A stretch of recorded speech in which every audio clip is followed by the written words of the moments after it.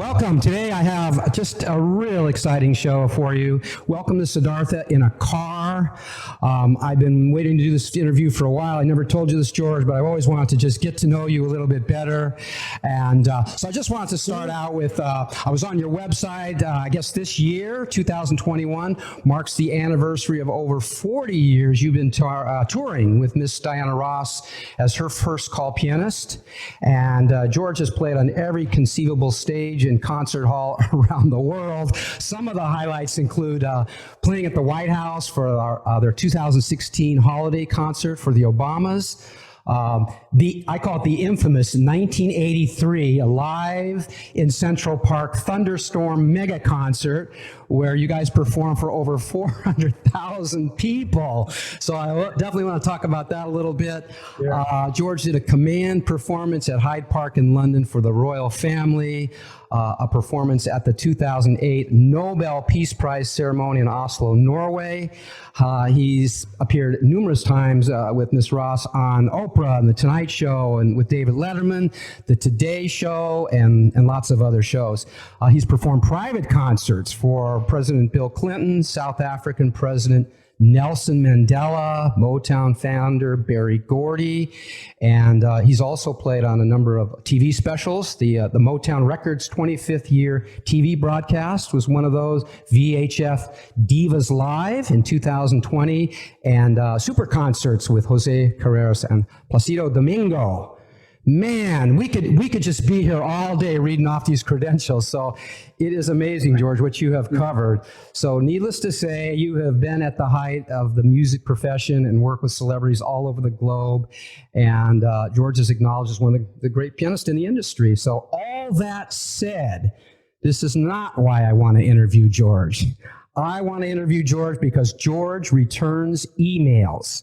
And what I mean by that is returning emails is a metaphor to the type of person George is. So I want to start out, and I'll never forget this. I think it was a day or two after I had a lesson. Oh, by the way, so I've been studying with George now. George has been my mentor and my coach for, like 7 or 8 years, I think. Is that right? On and off? That's right. And I heard about you from Joe, our neighbor. You were teaching her son. Oh, that's right. Up in the old neighborhood. That's right. Tabor. That's right. Yeah, I had a student right around the corner for George, and I would do my student, and then I'd come back and do my lesson with George. That's right. So we go back a ways, but here's the thing about George. George has made a career, I believe, of helping other people shine. I mean, he shines in his own right, but he's, with Diana Ross helping me, he helps other people shine, and that's just, it impresses me and inspires me. And the show that I'm doing here, Siddhartha in the Car, is all about those people on my path since I was 18 years old that have inspired me, that were turning points in my life, and that's what I want this show to represent. So that's why we're doing this. But I'll never forget, it was a day or two after a lesson, and I think I emailed you. It might have been a phone call, but I'm pretty sure I emailed you. And true to your form, you emailed me, but I swear to God, it was like a half hour. And you were sitting at a bar on a break in Las Vegas with Diana Ross.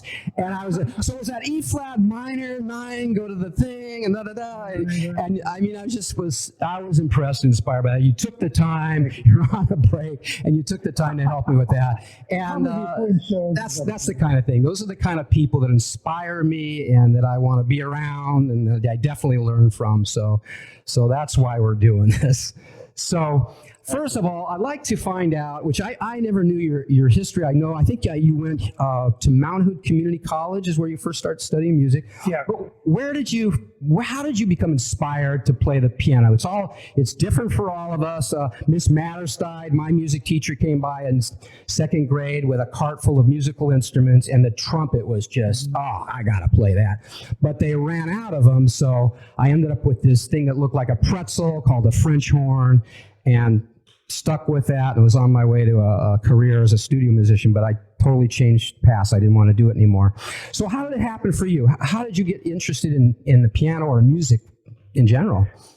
Yeah, well, my generation was inspired, by the rock bands of the day at that time, the Beatles, the Rolling Stones, Dave Clark 5, all the 60s rock bands, And so initially, I probably wanted to be a guitar player or a bass player or drummer. We used to cut out guitars and put on records and act like we're playing, stuff like that. So that was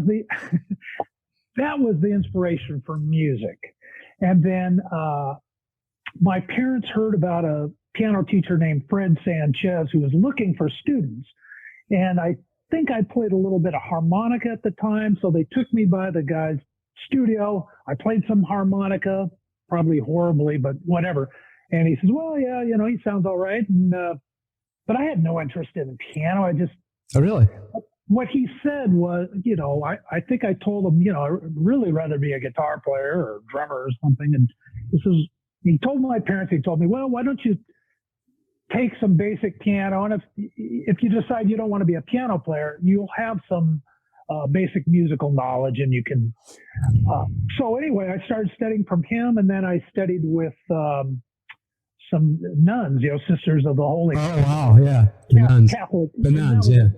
All classical, of course. Yeah. And then, I started to like it, and I kind of lost my desire to be a guitar player or whatever. And then, I heard the Charlie Brown music. Vince Guaraldi was the composer and pianist. Yeah. I said, wow, that's really good. Now, that got me into jazz piano. Okay. Because he was a jazz pianist, but he was also kind of combining 60s rock with jazz. And in some of those pieces really kind of go back and forth between rock and roll or boogie woogie and straight ahead jazz. Yeah. So it was an easy transition. Now, previous to that, if you'd asked me, do you like jazz music? I would have said, no, that's music of my parents or something. Yeah. Forget it. But because of this and because there wasn't a label put on it, I just like the music, and I don't know, you're saying, yeah. Everybody. But the most beautiful part of that sort of boogie woogie is this. Yeah. I just love that sound between. You're a musician, but the A flat chord, the B major stuff. Yeah, it just grabs you. Yeah. Now the rest of it. Yeah. That's rock and roll. That's rock and roll. Right out of that. So that's kind of, and he wrote a lot of songs that have that chord progression, which is the Louie Louie chord progression, 1-4-5. So that was an easy transition, but I never lost my love of rock. I'd say it just got louder. Led Zeppelin came along and Deep Purple. Oh, God, yeah. Did I tell you my Deep Purple story? No, let's hear it. I'll do it quickly. Yeah, go ahead. I was playing jazz piano at the Benson Hotel and with a trio, piano, bass, and drums, and these 4 guys walk in, older gentlemen. They stop and look at the trio, and they kind of nod their heads. Yeah, it sounds good. And then they walk over to the bar, and we play, and then they stay for a while, and then they leave, and they kind of stand there, and they shake their heads, and they leave. But that was interesting. And what was that all about? So we played another set or so, and then they come back.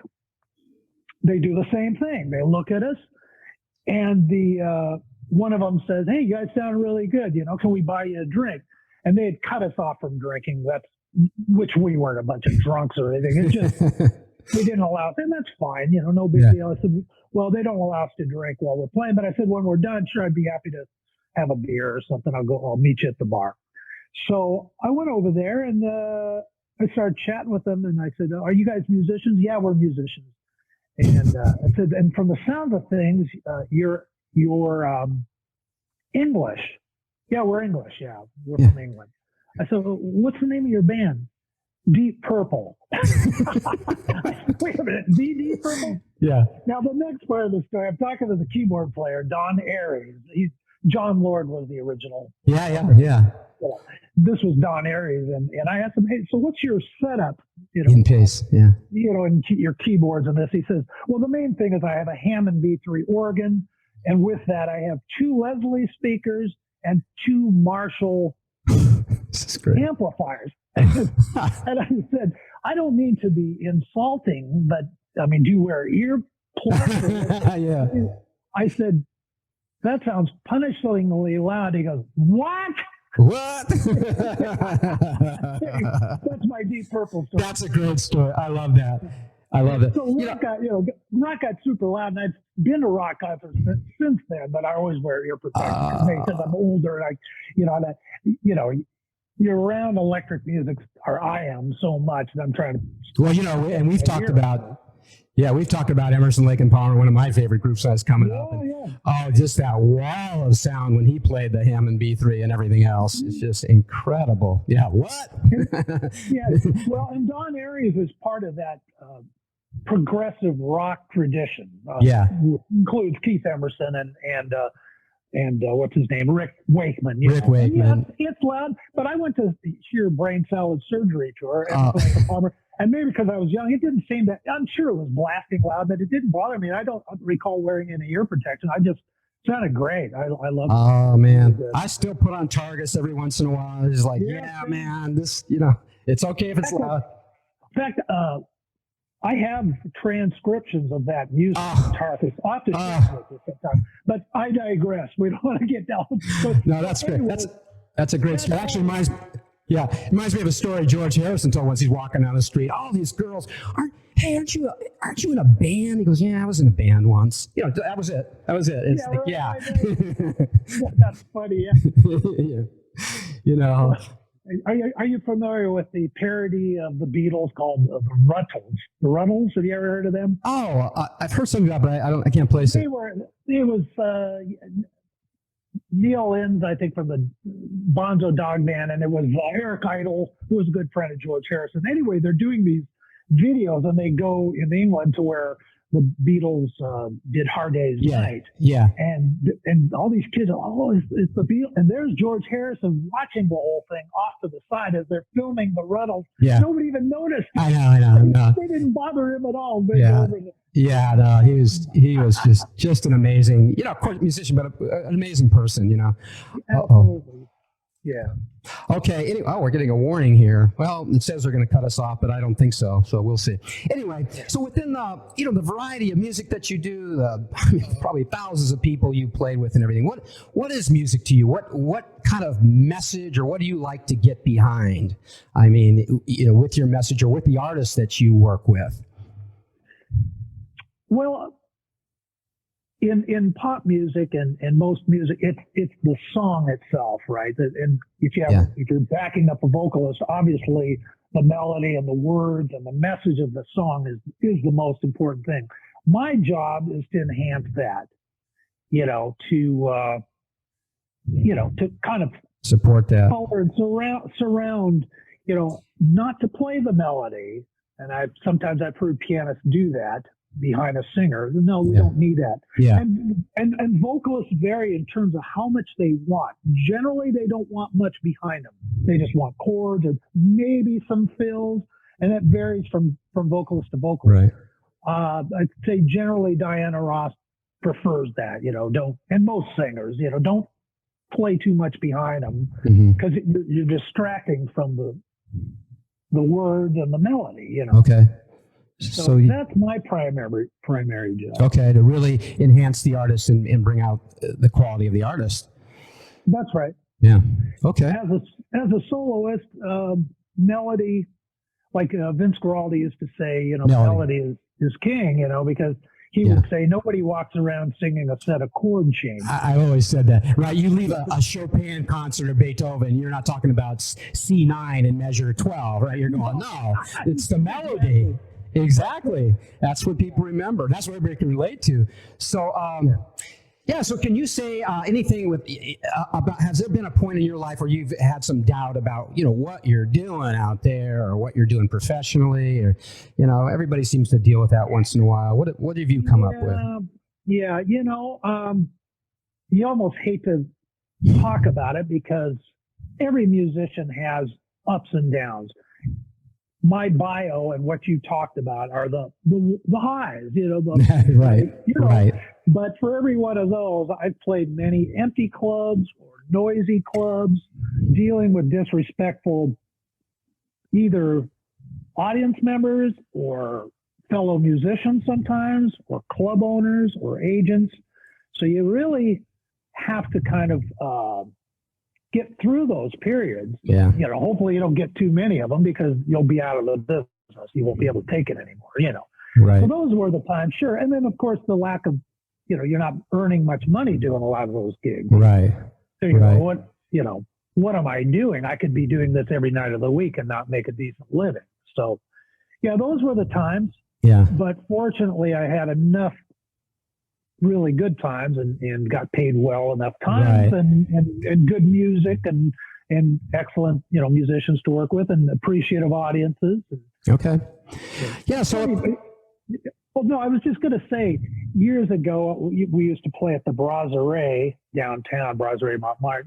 Most of the time, you were just background music. Anyway, years later, I'm playing at the Universal Amphitheater with Diana Ross, and she introduces me, and I play a solo on one of the Billie Holiday tunes. I get this big round of applause. I'm thinking to myself, this is kind of the same thing I do at the Brasserie or yeah. jazz clubs and are completely ignored. Yeah. Yeah. Anyway. Well, again, that's one of the things that impresses me about you is, I met you originally at the Augustana Church. So I had just moved to Portland, and I saw that there was this jazz service. I go, wow, what's that all about? And so I went over to check it out, and there you were with your quartet. I guess you've been playing for, 20 or 25 years, had that gig. Sure, we're still doing it. It's just amazing. Well, that was a perfect example. There would be 5 people, sometimes 10 people in the audience on a winter night, and there you were. So that's always inspired me too. That you work with Diana Ross on one hand, the next night you're doing this, but it's the love of music That's right. that you're doing it for, and that's inspiring. And that leads right into the next question I have for you. So, what would you say to a young person? I started on French horn when I was really young in the 6th grade, and then it evolved to guitar like you, and then piano. But what would you say with somebody coming up, to inspire them or give them a little guidance? Because a lot of times parents aren't aligned with kids that want to go into the arts. Sure, of course. Tell them to actually do the opposite and that kind of thing. What would you say to somebody coming up? Well, I'd say be clear about your goals, what it is you want to achieve, and then if you're a singer-songwriter, that's one direction. If you want to be a jazz musician, performer, instrumentalist, that's a different direction. So it's going to determine, whether you go to school, what school you go to, who you're going to gig with or hang around, that sort of thing. But well, I think for a lot of kids, and it sounds like for you too, a lot of times we just go through this evolution, like French horn, what? But it was like, exactly. I got this guy, I saw him at a church I used to go to play piano, and my mom got him to accompany me in this. I was doing this competition on a Baroque group of all things, and he was the one that amazed me. I kept looking like, Mom, I want to do that. This guy, Don Ferguson, I'll never forget him. Oh my God. And so, but then it was like in high school, show me the blues guitar, because that's something I could travel with. I hitchhiked across the country twice. It was something I could travel with. So I went into guitar. But piano's a percussion instrument. I've always, since day one, banged on washer and dryers, pots and pans. I'm a percussionist. So, I'll be like you. That's how I evolved to the piano. So, So, what do you do to relax and unwind? Like, especially after a gig, when you come in after a long haul on the road, what do you like to do to chill out? Yeah, just like today, after this interview, I'm going to take a walk, in the neighborhood, and I was invited to play golf tomorrow, which I unfortunately can't do, but maybe Friday I'll play. So, we have the nice weather. Yes. So I like to do all that and ride the bikes when I, with my wife when we can. And aside from that, watch movies, just read books, books and magazines. We have a subscription to the New Yorker.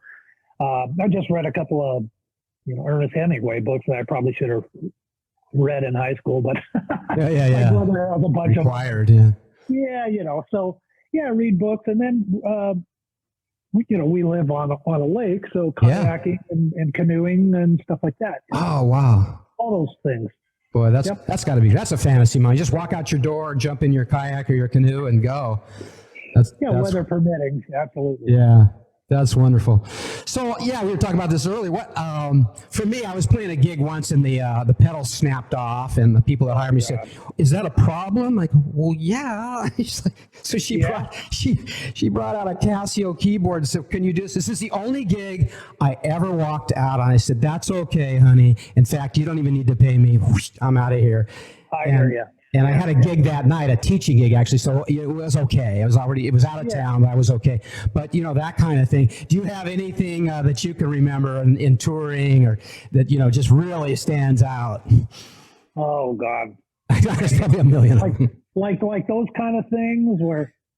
Well, yeah. Well, like that concert we talked about, I was watching the footage on that where Diana Ross is out there just calming down the people. It's like she was doing a sermon basically. Just calm down, people. We're gonna be okay. Right. Well, with that kind of a crowd, in New York, you have people were pretty cool. Yeah. When it was pouring down rain. Yeah. I mean, obviously. Well, I was playing piano, and my friend Mel Brown was on drums. I think we were the only two playing after a while.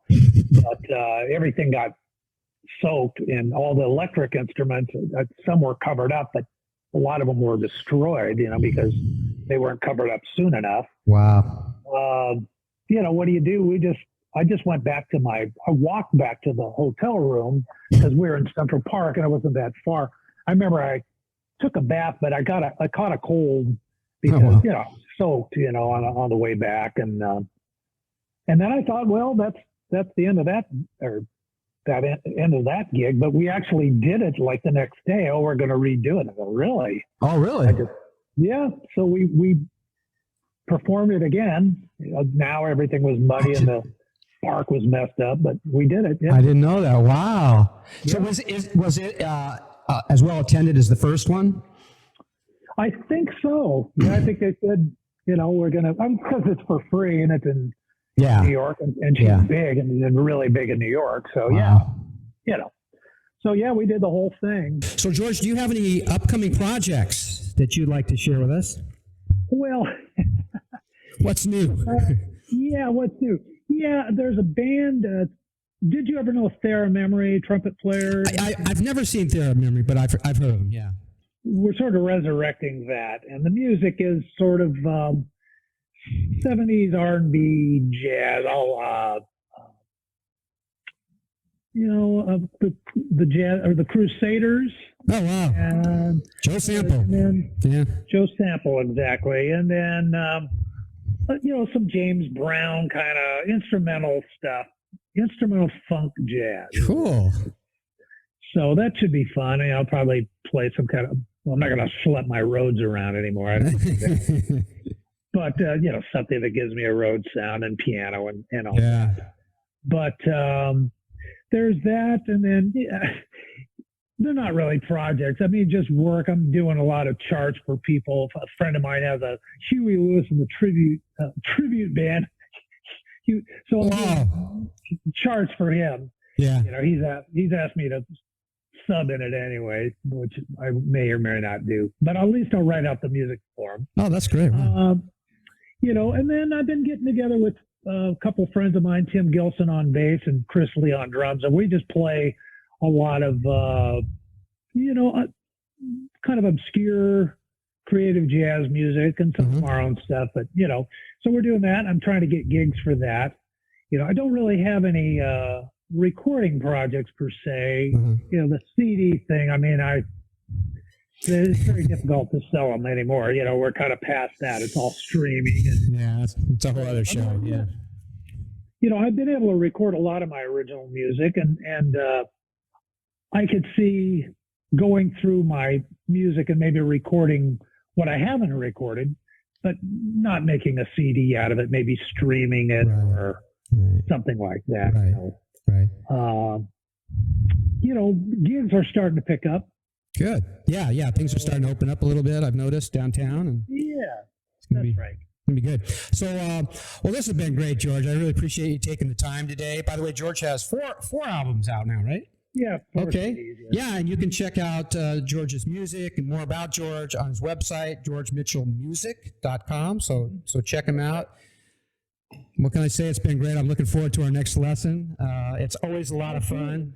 Again, I just want to make mention of how it is to work with George. I mean, he has just this childlike enthusiasm about music, and sometimes I just love going to lesson just to hear the stories. Maybe I'll learn something, but I love the stories, and the enthusiasm is infectious, and that's just so important because this is how inspiration works. I believe it's just wow. This person loves this, and they're happy with it, and there's a fulfillment that comes through. I want to be around that, so that's the thing. Okay.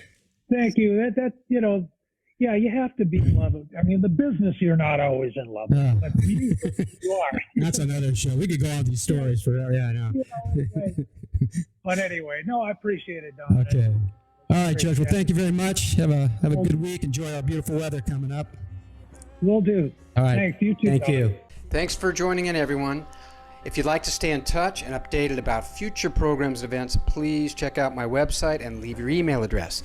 If you'd like to support this program, my music, workshops, and other events, see the link below and check out the benefits you'll receive by becoming a patron. Meanwhile, I wish you maximum creativity, power, and love. See you next time.